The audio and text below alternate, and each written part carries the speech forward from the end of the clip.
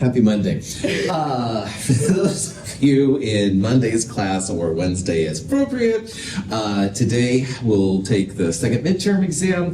Exam prep 2 will be due. Turn in the QA1 lab from last week. We'll start the QA3 lab. QA3 is a lot like QA1. It's got better colors, all right? But like QA1, make sure you bring your goggles. Don't wear shorts, open-toed shoes. Try and prepare for bear because it can be kind of a crazy lab. So, questions on that at all? All right.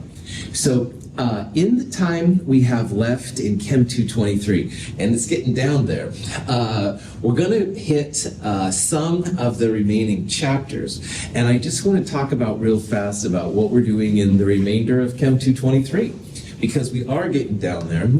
Next week, Monday, is Memorial Day. So there's essentially 8 lectures left in class, which is just crazy. Now, in the textbook, since Chem 221, there's actually 3 chapters we haven't looked at. The chapters are 18, 19, and 21. And we're not going to cover chapter 18 at all. It is a great chapter. It talks about the main group metals and nonmetals and metalloids. It's a great way to review some of the concepts we've looked over in previous classes. But on the other hand, it's nothing we're going to have any assessments over and stuff like that. We're going to start today chapter 19, which is transition metals and coordination chemistry.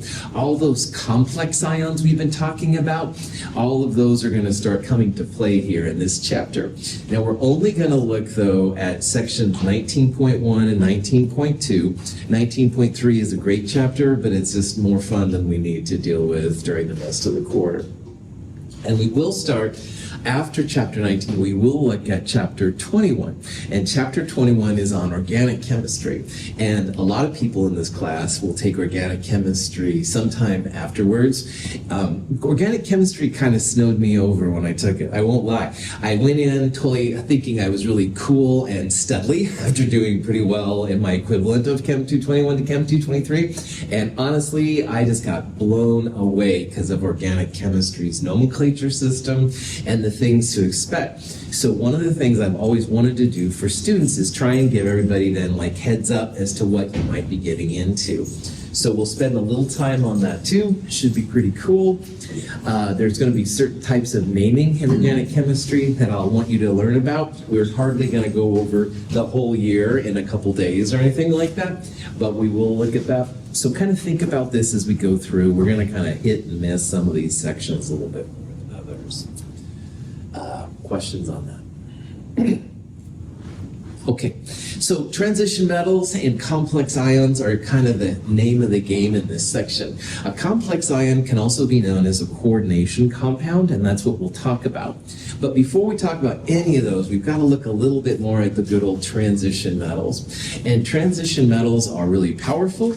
They're used a lot in medicine, lots of things around us. So vitamin B12, for example, good supplement, that's got cobalt in it, really important. Hemoglobin helps to transport oxygen throughout our bodies. So although the transition metals are metals, they're also used a lot with our human bodies and stuff like that. Buildings, of course, are used with steels and alloys and all kinds of stuff. So lots and lots and lots of good kind of reasons to it. The colors of transition metals are always what's attracted me, and the colors are just spectacular when it comes to these. Here's an example. Both of these compounds have copper in it, but you can see the left one is green and the right one is blue. So a lot of the transition metals have many, many different colors associated with them. And this little diagram right here just shows some of the different possibilities. You can have different charges on the compounds. You can have different combinations of them. But the colors are pretty cool. We saw last week in QA1, we saw the lead chromate color pop out. That was the yellow solid when you saw the confirmation test for lead. We're going to see some great colors today in the QA3 lab that are much cooler than that, which is kind of neat. The transition metals technically are the D block in the middle of the periodic table. So they have all of the B's kind of up there, and they go up to down. Now, a lot of times people put lanthanides and actinides with the transition metals, and honestly, that's okay. They're technically their own group, all right? They do a little bit different things in transition metals, but they are very similar, so it's hardly a bad thing to do it. This little picture just shows some of the sources of the metals on the Earth, which is kind of interesting. A lot of the left-hand side transition metals mostly occur as oxides. A lot of the right ones are as sulfides, and there's many different combinations. Only a few of them, like gold and silver, you can actually find pure in the Earth, all right? Most of the time they come complexed with different anions, and then you can use electrochemistry to purify them and stuff like that. Here's just another little picture of what they call the main transition metals. For a long time, there were 3D, the 4D, and the 5D transition metals only. But in the last 10 years or so, now there's another whole group of them down there, which is pretty exciting. So on this periodic table in the room here, these ones that are all grayed out because they're unstable, those are the newest transition metals. They're very unstable. They don't last for a long time. So they really should be on this list, but because they're new and because they're not very stable, they're not usually included. One thing that makes the transition metals, though, different from the other metals on the periodic table is that most of them have more than one charge. So in this little picture right here, you can see that scandium basically is only +3. There's only a 3 there next to that red dot. But titanium can be +2, 3, and 4. I have dealt with titanium 1 before.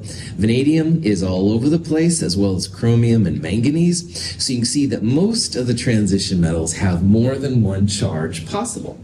The exceptions to this, if you remember from Chem 221, were the stairs. And we talked about in Chem 221 how aluminum, gallium, and indium, that was the top step. Zinc and cadmium were the second step, and silver was the first step. And the stairs were fixed charge metals. So silver is always +1, zinc and cadmium +2, etc., etc. And most of the time, that's pretty standard. But overall, the transition metals, multiple charges possible, which makes that both annoying and cool at the same time. Remember, when you've got a metal that can be with more than one charge, that's when we use the Roman numerals to tell each other as chemists, like which charge you've got. Questions on any of that?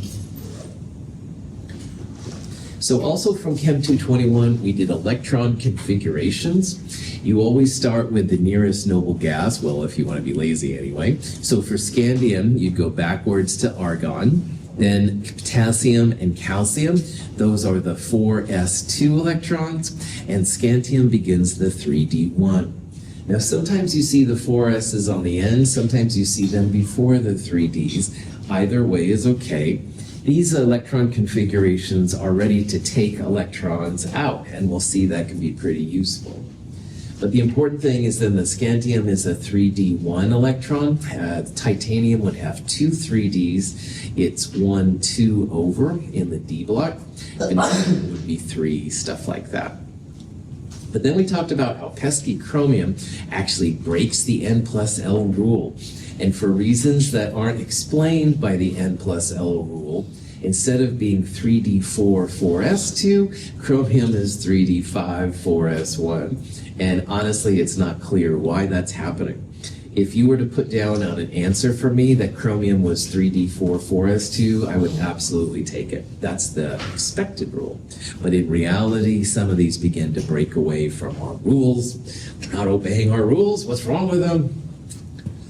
Anyway, you keep going. Manganese then continues the rule 3d5, 4s2. Nickel would be 3d8, 4s2. Copper is another exception. Instead of being 3d9, 4s2, for reasons which aren't clear, it's 3d10, 4s1. And then finally, zinc fills in everything, 3d10, 4s2.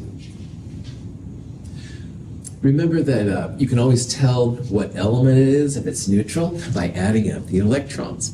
Argon is 18, and 18 electrons is what that means. 18 plus 10, 28, plus 2, 30, and zinc is number 30, so neutral zinc would have 30 electrons.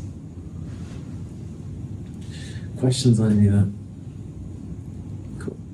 All right, so here's a question you might see. What's the electronic configuration for cobalt, neutral cobalt? And again, what I would do is I would start with the noble gas notation and also look up the atomic number for cobalt, 27. 27 in this context would mean 27 electrons. So it's going to be argon, which is 18. Cobalt has 4s2, and you could count these numbers together. I'm pretty sure answer C is right. But here's another thing you could do. Scantium is the beginning of the 3D block, so that would be 3D1, titanium 3D2, vanadium 3D3, 4, 5, 6, 7. So cobalt should be 3D7. All right. If you can get these things down, you totally knocked it out. You can figure out what the electron configurations are. Any questions? Okay. When you make a cation with a transition metal, you always remove the NS electrons first, followed by the N-1D electrons. Now here's just some common charges of a lot of these, and zinc is one of the ones that's only positive 2. However, whatever electrons you remove first, you want to take them from the s orbital first and then the d orbital. So as an example of this, and this is something we did in Chem 221, this is a question you might see: how many d electrons does cobalt 3 plus possess? Well, we just saw a second ago that cobalt neutral was argon 4s2 3d7. Cobalt 3 plus means to take away 3 electrons. And it's tempting to take them all away from here, but in electron removal, you always take them away from the highest numbered orbital first. And 4 of 4s is greater than 3 of 3d. So what that note said was to take them away from the s orbitals first, then you can start taking away from the d's. So if you take away the 2 4s electrons, we need to take away 3 total. We'll then only take away 1 from the 3d orbital. So cobalt at 3 plus would be argon 3d plus. We'll take out the 2s electrons, and then we'll take away 1 of the d electrons. Any questions on that? Sweet. All right, so iron, neutral iron is argon 3d6 4s2. Iron plus 2 and iron plus 3 are very, very common. So positive 2, you would take away the 2s, the 4s electrons, the 2 4s electrons is what I was trying to babble about. So iron plus 2 would be argon 3d6, and then iron plus 3, removing 1 more electron. That's when you start taking away the remainder of the d electrons. So the ns electrons come out first, i.e. 4s. Then you take n-1 or 4-1 3d electrons after that. And that works for all the transition metals. Okay. This leads to magnetism. And another thing we talked about in Chem 221, s orbitals were like a single box. The p orbitals had 3 boxes, like an x, y, and z. And the d's actually had 5 orbitals to them. So if you have a compound that's, say, 3d5, you put 1 electron in each box first, and then you start pairing up after it. There's a little bit of energy to put a spin up and a spin down electron together. So you want to then try and keep them apart as long as possible. So in this case with 3d5, it's not, you wouldn't put 2 electrons in the same, you'd put 1 electron in each box. And I think I made jokes in Chem 221 how people like to have their own bedroom and stuff if possible, but you can be in the same room with your brother or sister if you have to. Electrons prefer to have their own room too and stuff. That's kind of the idea. Palladium, when you figure out it's 4d10. So in this case, up, up, up, up, up, followed by down, down, down, down, down. Everybody is paired up here. Now, in terms of magnetism, a paramagnetic atom is much more reactive usually than their diamagnetic counterparts. And a paramagnetic atom means you have at least one electron in an orbital by itself. That spin up doesn't have a spin down to cancel it. And that actually makes it a lot more reactive than it would be normally. So if you have even one unpaired electron, it's going to be paramagnetic. But in the case of palladium down here, every up has a down. That means this thing is diamagnetic. It's not as attracted to magnetic fields. Most of the things around us are diamagnetic. They're not that interested in magnetic fields. But if you've heard about free radicals and antioxidants to fight the free radicals, those are all paramagnetic things and stuff that try and cause damage to cells and stuff. So, any questions on that? Okay, now we're going to start talking about what's called coordination chemistry. And coordination chemistry, which is usually around transition metals, is basically what complex ions are all about. And so we kind of talked here and there about Lewis acids, Lewis bases, complex ions, formation constants. Well, now it's time, excuse me, we can really formalize it. So a Lewis acid, if you remember, is something that can take a lone pair electrons into it. And a Lewis base has lone pair electrons that you can shove into an empty orbital. So you could take the Lewis acid iron 3+ and cyanide, which is bristling with lone pairs, and make the complex ion. This is a Lewis acid base adduct. And complex ions are more than just like single atomed ions. There's usually combinations of different things that come together to make this happen. So we've talked about complex ions before. A complex is really nothing more than a coordination compound. They call them coordination because they're coordinated along where the electrons are. Here's an example with a nickel 2+. Nickel 2+ reacts with ammonia to make this complex ion, which are pretty crazy. So these complex ions are very prevalent. We've seen them since the Le Chatelier's principal lab. They make your solids disappear. They make solids sometimes appear when they shouldn't. It's a real kind of a random kind of thing that happens with it. In this new section we're going to look at, the Lewis acid will always be the metal, all right? And it's usually going to be a transition metal. Now, it could also be a group 3A metal, like aluminum, boron, indium. They make these too. But more often in this section, it'll be about transition metals.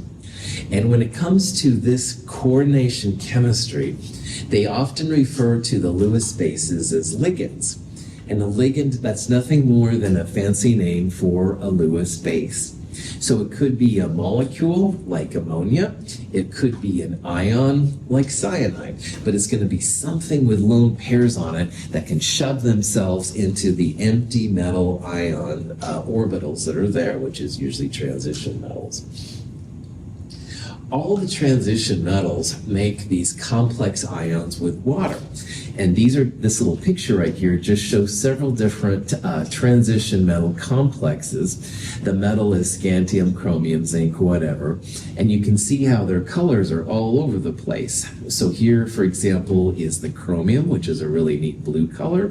Scandium and zinc are colorless. But all of them have water as a ligand or a Lewis base that connects to the Lewis acid. So these things are actually pretty common. So a coordination compound then, all right, is just a neutral complex. So sometimes we'll take that complex ion and put, for example, chloride with it. Or maybe you'll have a complex ion and another complex ion, where this one is the positive and this one is the negative. So a coordination compound is nothing more than a complex ion that's neutral. All right, so the compounds are neutral. Now, since Chem 221, metals positive always first, non-metals negative always second. And that applies to these as well. So this thing in square brackets right here, this cobalt NH3,6, that's the positive part, and chloride is the negative part. And here, same idea, the first square brackets, this is some kind of positive complex ion, and this crazy thing in square brackets, that's a negative complex ion, which we'll talk about here in a little bit. So we're going to start seeing there's lots of different combinations of these complex ions, which are just crazy. Here is the geometry of the cobalt NH3 compound. It actually has a positive 3 charge overall. The coordination number is nothing more than the number of places that those Lewis bases can connect to the Lewis acid metal center. So in terms of cobalt, you can see there's 1, 2, 3, 4, 5, 6 connections to the ammonias. So this would have a coordination number of 6, which is very, very common. In this example right here with the platinum, platinum is actually connected to 1, 2, 3, 4 chlorides technically. So the coordination number here would be 4. This is an example of a negative Lewis ion, a negative complex ion. The platinum here is a platinum plus 2. Chloride is always minus 1. So minus 1 times 4 plus the positive 2 here, that's where the minus 2 charge of this thing pops in. By far the most common of the coordination numbers are 6, followed by 4 and 2. This is a wild example of a complex ion. It's got a coordination number of 4. This is actually a carbon compound that can bond with the platinum. So that's 1, 2, 3, 4 different places. That's where the coordination number of 4 comes in. And as a reminder, sometimes with these bonds, which are technically called coordinate covalent bonds, when the electrons are being shoved in from one atom to the other, sometimes they'll use arrows like that to try and show what's happening. The Lewis base donates its electrons to the Lewis acid. Any questions?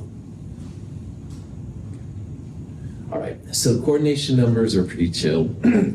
If you have a coordination number of 2, that usually means you have 2 Lewis bases connecting to the Lewis acid. We've talked once in a while about this one. This is a silver complex. Silver is the transition metal. Ammonia is the Lewis base. There are 2 ammonias going into the silver. Almost always it's a linear geometry. If you have a coordination number of 4, you can have tetrahedral geometries, which we saw a lot in the Lewis strictures part of Chem 221. They also, though, work for metals. Here's some examples of zinc and an iron compound.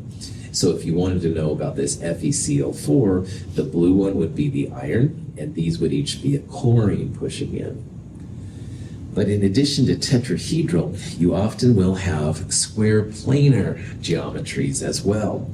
So this is an example of a nickel with 4 cyanides. Each cyanide is a red one. It's pushing into the blue nickel. The reason why square planar pops in is that you can oftentimes have lone pairs above and below the nickel. And so it creates a square planar thing then from the ligands that connect to the metal. So if you have the extra lone pairs, that's when the square planar part pops in. But the most common of all of these by far is octahedral. And octahedral, because of the bigger transition metals, is just more common.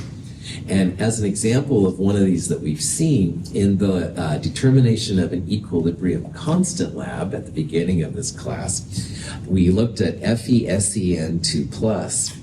Now the Fe is that little white atom right here. This is the SCN. Technically, the iron had lots of waters around it, and I didn't push that because we were having a lot of fun finding equilibrium constant, but it's an octahedral system. The other 5 positions are all waters. So one of the waters gets kicked out when the SCN- comes in. So there's lots and lots and lots of examples of octahedral systems. No. So we're looking here at the chemistry of complex ions. Oh boy, we're going to call them coordination compounds, but they're basically just complex ions. The ligand Lewis base goes to the Lewis acid in the center. The number of connections to the metal center determines this coordination number. More often than not, it's octahedral, we'll see, but there are those other cases. Okay, here's examples of both a complex ion and a coordination compound. Now, first of all, if you just look at these two, this one has a charge, this one has no charge. So if it has a charge, it's going to be a complex ion. This particular one has a negative charge, so it's an anion. They'll call it an anionic complex, but it's no big deal. Now, iron is a variable charge metal. It's hard to know what its charge is. But good old cyanide is always -1. So if you have 6 of them, -1, you don't know what iron is, but the overall charge is -3, then -6 plus x, if you will, equals -3. And when you solve for it, you can find out that this is an iron +3. We'll come back to that in a little bit. But this is an example of a complex ion the charge is showing. This thing on the right, this is a compound. It's a neutral compound. So this would be a coordination compound. It's not super critical, but I just want you to know why these names pop in. Now, ammonia, like water, is neutral. There's no charge. Chlorine has chloride, however, is always -1. There's no net charge, so this is going to be a cobalt +2 here, making that happen. So complexes are usually just ionic. Coordination compounds are usually neutral. Any questions on that? Okay. So here's a question you might get asked. It says, what's the charge on the copper atom in CuNH3 2Cl2? So what's going to help you here is to remember some of the charges we've looked at over time. This is NH3, it's ammonia. Does ammonia have a charge on it? No, it's neutral, all right? You can buy ammonia at Fred Meyer's, all right? It literally is something you can buy in a bottle or a can. So these don't have any charges. What's the charge on a chloride? -1, that's right. It's -1. Remember group 7A, 7 minus 8 equals the charge. It's Chem 221. I don't remember what I had for breakfast this morning. But anyway, chloride is -1, and there's 2 of them. The overall compound doesn't have a positive or negative with it. Copper will be positive. All metals are positive. This is going to be +2. It's +2 because these are neutral. They have no charge, 2 -1s, and the overall charge is 0 and stuff. So, any questions on that? Okay. So let's talk a little bit more about ligands. Some of these ligands we've seen before, but some we haven't. And when a scientist talks about ligands, they use what's called the dentate system. Dentate apparently is Latin for tooth. Looking at Jaden, I don't know if that's true or not, but that's what I've always been told. But anyway, dentate, we'll pretend anyway, at least at this point, it's Latin for tooth. So they'll have these different teeth ratings. So monodentate would be 1 tooth. Now, what a tooth means, it's like that's one lone pair that can shove itself into a transition metal. But we're going to see that other types of ligands can have more than one set of teeth. So if we talk about a bidentate ligand, bi is 2, that means it's going to have 2 lone pairs to connect to the metal center. And tetradentate would be 4 teeth, 4 connections to the metal. Polydentate would be many different teeth, hard to say which one. A chelating agent is just a generic term for some kind of ligand with more than one connection on it. All right, so it's going to have more than one lone pair that's far away from the other pieces then to see what's happening. So these chelating agents are really cool, all right? They can make metals inactive without actually taking them out of the solution. And phosphates are great sometimes. They can tie up some of the calcium and magnesium, prevents them from interacting with your soaps if you clean your clothes and stuff like that. So chelating agents can be really useful. Sometimes in biology, they'll add them to neutralize metals and stuff like that. We'll talk about it here in a little bit. So these dentate just mean basically number of lone pairs that can connect to a metal. And there has to be a little distance between the teeth, the dentates, to make them effective. And we'll talk about that here in a little bit. Lots of monodentate ligands, and lots of these we've seen before. Water is a great monodentate ligand. The oxygen has 2 lone pairs on it when you draw out a Lewis structure, great for complexing to metals. Ammonia is another great monodentate ligand. It's got 1 lone pair on it, ready to rock and roll. Almost anything with a negative charge will be a great monodentate ligand if that's the only atom or 1 or 2 atoms. So nitrites, here's thiocyanide from our lab. Carbon monoxide is actually a great monodentate ligand as well. So monodentate ligands have 1 space that they can connect to the metal atom. So cobalt with 6 ammonias, each of those ammonias is a monodentate ligand. So because each of them is monodentate, they take 1 of each of the 6 places that are octahedral. Good to go. You can have 6 thiocyanides reacting with iron. They can each take 1 of the positions as well, which is really crazy. So this is a picture of a copper thing we talked about back in the Lewis structures, complex ions area. Down here on the bottom is copper 2+ with just water around it. So in this case, it's got monodentate water just hanging out. Up here on the top, though, ammonia is also a monodentate ligand. It can push the water out to create this darker blue complex ion, which is pretty spectacular. And then in the middle, you'll have the solid CuOH2, which doesn't have any complex ions. That's just a compound solid. So these are kind of what we've been dealing with so far, basically monodentate.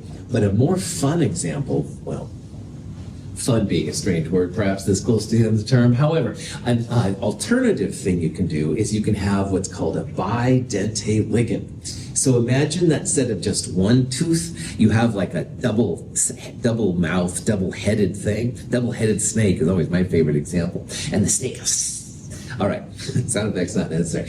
In this case, a bidentate thing means it's got a little bigger atom. So there's atoms in between, and there's 2 places to connect to atoms. So my silly double-headed snake could be seen in the oxalate ion, because oxalate has a -2 charge. There's a -1 here and a -1 there. And those are both teeth that can connect to the metal. So this is a bigger ligand. It's got a few more atoms between these lone pairs, and so it's got more than 1 place that it can connect. Ethylene diamine is a compound we're going to use in lab today. Ethylene diamine is also like oxalate a little bit, but it's got nitrogens on the end. Nitrogen usually has a lone pair, so each of those nitrogens can connect to the central atom, connect to it more than 1 place, bidentate. This thing is also used actually a lot in this kind of chemistry. It's called orthophenanthroline. Everybody calls it OPHEN, obvious reasons. Anyway, here's those 2 nitrogens once again, several atoms connecting them, so it's got more than 1 place to connect to atoms. Notice these abbreviations as OX, EN, and OPHEN. These are used a lot in the formulas we're going to talk about in a little bit. So if you see EN, that means ethylene diamine. And oxalate would be OX, stuff like that. So if you use these kind of complexes, and again, most metals like making the octahedral systems, you won't see as many of them around the atom. So this is a cobalt complex ion with only 3 ethylene diamines. However, each ethylene diamine has 2 spots to connect. So this is an octahedral complex. One takes up 2 of the spots. The second one takes up the 3rd and the 4th spot. and the third one takes up the fifth and the sixth spot. So both of these, here's the oxalate, there's the ethylene diamine. They're both octahedral, they're just kind of around it. So for the oxalate, I know there's double bonds up top, but why couldn't you bond to either of those sites considering there's still lone pairs there? Good question, man. So first of all, this does resonate, all right? So the double bonds will go like back and forth across here. But Ryan, this side has more electrons on this oxygen than this one does. Like these two bonds are being shared with carbon, so they're not quite as available. But this thing is literally bristling with lone pairs. So the connection to the metal, and you need a lone pair to kind of connect in there, the connection will be on this side. This side could do it too, but it's probably not going to be as strong. This side has tons of lone pairs to make it happen. So it wouldn't fall into then tetra, even though it could possibly bond to those sides? Yeah, so here's the thing about tetra. You're absolutely right, Matthew. It could totally. Let's say I'm a four-headed, like, kind of creature. I can shake both of your hands, man. This is like two sides, but these two hands back here would be able to connect to the metal, okay? Like if Daria was back there, maybe I could connect her hand. So even though there are potentially four spots, it's almost always just two because the steric hindrance, like the geometry isn't right. It's like, that's a great question, man. That kind of woke me up there a little bit. So, other questions? Except for why I have four hands. They get it. All right. These things look cool. They often, though, have lots of atoms, all right? So imagine this is me with my two hands, all right, and I'm connecting to Ryan and Reed right there. Instead of drawing sometimes all of the atoms, they'll use what's called ribbon theory. And this is used a lot in biochemistry to represent many different atoms. So in this example, this is cobalt with 3 ethylene diamines and a positive 3 charge. Ethylene diamine has a nitrogen to connect to the other atoms. But between those nitrogens, there was a CH2. That's the ribbon right there. So it kind of focuses more on the bonding when you see this ribbon theory. It's used more in biochemistry than in this kind of chemistry, but it's also kind of cool to show what's going on. You can do it with orthophenanthroline too. This is a many more atoms. But again, you can see how there's 2 atoms connecting to the red metal in the center. Notice how there's kind of like a propeller kind of an effect on that. There's a lot of cool kind of studies that are being done with these kind of compounds. The compound you, though, will see today is this compound right here. It has 2 dimethylglyoxine bonds, and it's going to connect to nickel, and it makes a really cool red solid. And last year, these were 2 of my students who I took their picture, and yes, I have permission to use their picture, at least I should have anyway.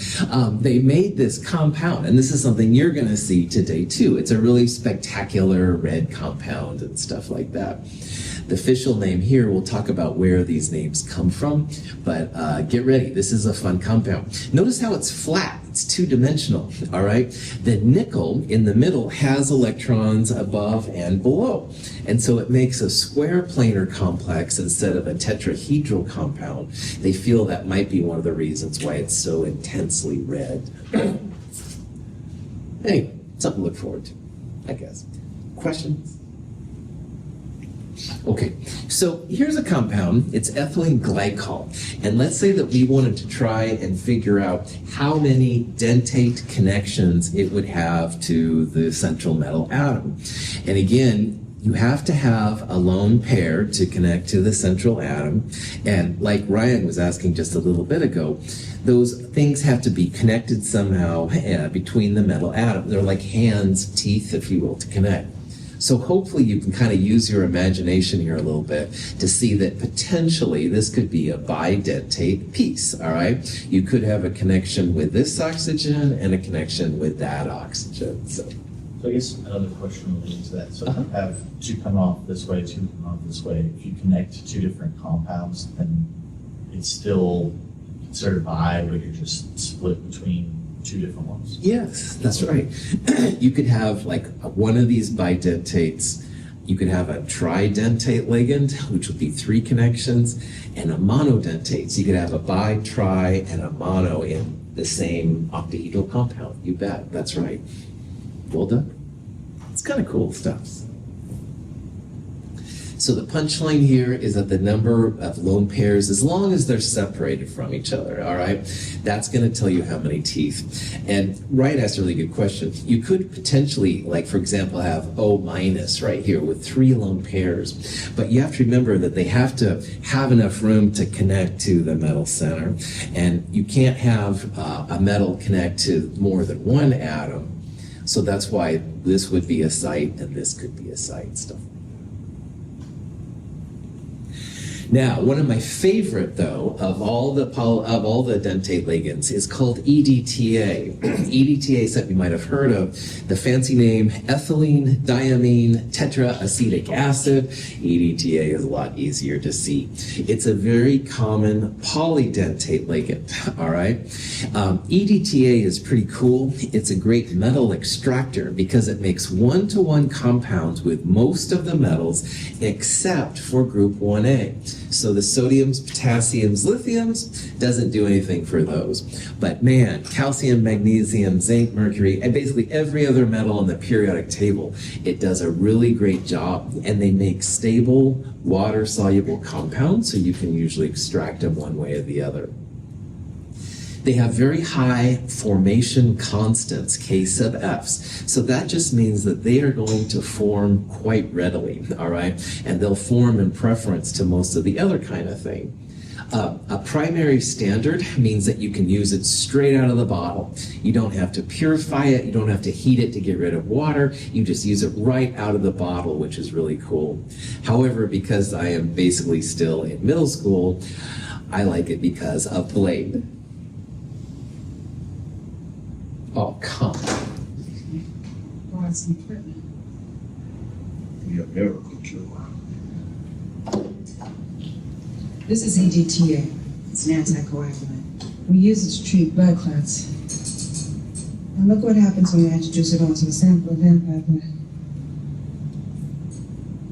Take a step back. The reaction's energetic.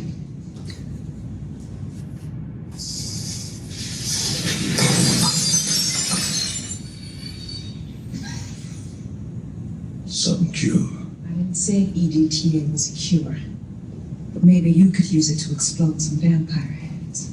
Oh, yeah. So Blade is like a superhero. He's after vampires and stuff like that. It's very juvenile to bring this up. However, EDTA was used multiple times by Blade and supposedly complexed around the vampire blood and caused him to... Anyway, I need to get a life, I know. This is actually what EDTA looks like. It's ethylene, which is basically 2 carbons, etramine diamine, which is 2 nitrogens we're going to see in the next chapter, and tetraacetic acid. 1, 2, 3, 4, these are the tetraacetic acid groups. It's definitely pH dependent. This part right here shows it at a pretty high pH. These oxygens would have H's on it if it was low pH. So the pH will make the thing go around. But here's the exciting part. The oxygens with lone pairs, which can resonate back and forth, and the nitrogens are all capable of connecting around the metal center. So you have the potential for 6 different places that they can connect with the metal. So this is an example with cobalt. It's being connected by all 6 of the locations here shown with the highlights. And they kind of wraps themselves around the metals and pulls the metal then out of solution, or at least makes it so it's not reactive to whatever you're doing. Now with some metals, it'll only maybe do 4 or 3 of them and stuff. Every metal's a little bit different, but it's an excellent way to extract metals if the metals are messing with whatever your system is. These are the logarithm values of the formation constants when EDTA reacts with these different metals. So you can see here with iron plus 3, the Kf value 25.1. So to figure out what the actual value is, you'd go 10 to the power of 25.1. So they're very, very high formation constants. These are ready to rock and roll. Iron's really high. Even down here is barium's good. As long as it's not a group 1A metal, you're really good about that. EDTA is great about extracting it from whatever system you've got. So it's kind of fun, besides the fact that it's in bleed. There's lots of other types of these chelating agents, though. Porphine is an important one that's in nature. Myoglobin brings our oxygen to us, so we've all been breathing, I think anyway. So yeah, so the oxygen basically is being transported through this kind of chelating agent. Oxymyoglobin, oxyhemoglobin, all these things that I honestly don't know that much about, but I do know that basically that metal center it's got some kind of coordination chemistry going around it. One spot's open so the oxygen can go on, then the oxygen can go off as it needs to its particular place. Everything, though, has its own formation constant. So while oxygen on and off is what we're usually use, carbon monoxide has a higher KF value than oxygen does. So that's why this silly meme right here, this is hemoglobin. Normally it's with oxygen, but carbon monoxide getting its attention. And it's a stupid thing, but carbon monoxide has a higher KF, so it's more likely to make a bond with carbon monoxide. So if you breathe carbon monoxide, that's kind of the end, because it's impossible almost to get the carbon monoxide off the hemoglobin, so you can't get oxygen in your cells and stuff like that. Very silly. So all of this leads to the naming of coordination compounds, which we'll just begin to start today a little bit. I want to introduce these names, and that's the real function of why we're doing this whole chapter. The names for these things are really long, and at first they might seem really intimidating. And my fear is that one day, a couple months from now, you'll see one of these names and you're like, hey, Russell didn't tell me anything about this. And I'll be like, oh man, I'll feel bad. So I just want to introduce the names so that you can figure out how these molecules are put together. The names are long, but cations are first, anions are second. Positive first, followed by negative afterwards. If there's a metal in the negative part, it gets an ATE ending. We'll talk about that in a little bit. Chemists love to alphabetize things. So if you have multiple ligands, like these are ammonia ligands, you always want to put them in alphabetical order before the metal. And we'll talk about that. We'll use the Greek prefixes, mono, di, tri, to represent more than one of them. The atom or the ion of the metal is going to be listed last. So you can see here cobalt-3 is last right there. That's the base then of your complex ion. So all the ligands go first. The metal will be at the end of all of this. There's no spaces in these names, and that's what makes them just seem to go on and on and on. But once you dissect them down, it's pretty easy to find out their formula. So again, my goal is just to kind of help out here to make sure that you can figure these out. I've got some handouts in the companion and online to help you with this too. But I just want to kind of go through a couple of examples here of how this all works out. Notice here that it says amine with two M's. Some ligands have special names associated with them, and ammonia is one of them. Ammonia is really, really common. So instead of calling it like hexaammonia, for whatever reason, they'll call it hexaamine. And I don't know why they do that, but that's what they do. Water is also seen a lot. It's aqua. So if you had 6 waters, that would be hexa-aqua, all right? And hydroxide is hydroxo, et cetera, et cetera. Once in a while, the Greek prefix is already used in the name of the ligand. So earlier we saw ethylene diamine that my students did last year. Well, ethylene diamine has a di Greek prefix in it. So if it has a Greek prefix in it, then you use what's called bis-tris tetrakis. It's like an alternative way to represent the ligand. So instead of saying bis-ethylene diamine or diethylene diamine, you might think, oh my gosh, 2 ethylenes and 2 amines. The bis makes you stop and think about that you've got a special ligand with a name inside of it. I'll show examples of this, not today now, but on Wednesday, of how this works out. And once in a while, the metals will be in the negative part, and they get an ATE name. So if you see like ferrate or chromate or cuprate, that just means that the metals are in the negative part of the name. And so it's very strange. So notice here in these examples, all of these are negative complex ions. So the iron becomes ferrate. This iron is also ferrate. This is aluminum. It becomes aluminate. We'll talk more about this on Wednesday. We'll start putting this stuff together. You'll be an expert at figuring out how these names work. Questions? Thank you for being here. Have a great day.